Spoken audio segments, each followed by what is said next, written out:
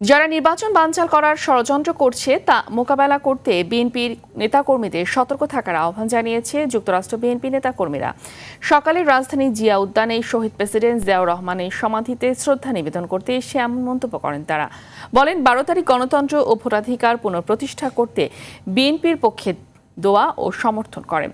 এর আগে খালেদা জিয়া ও জিয়াউর রহমানের সমাধিতে পুষ্পস্তবক অর্পণ করেন। শহীদ প্রেসিডেন্ট জিয়াউর রহমান ও সাবেক প্রধানমন্ত্রী খালেদা জিয়ার বিদেহী আত্মার শান্তি কামনা করেন তারা।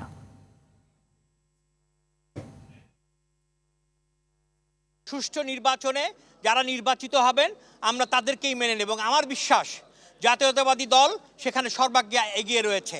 আপনারা নির্ভয়ে ভোট দিবেন এবং জাতীয়তাবাদী শক্তিকে আপনারা এগিয়ে নেবেন এবং আমরা বিশ্বাস করি 12 তারিখের পরে আমরা এই স্বাধীন বাংলাদেশে একটা মুক্ত গণতন্ত্রের আমরা আবার নতুন করে স্বাদ পাবো।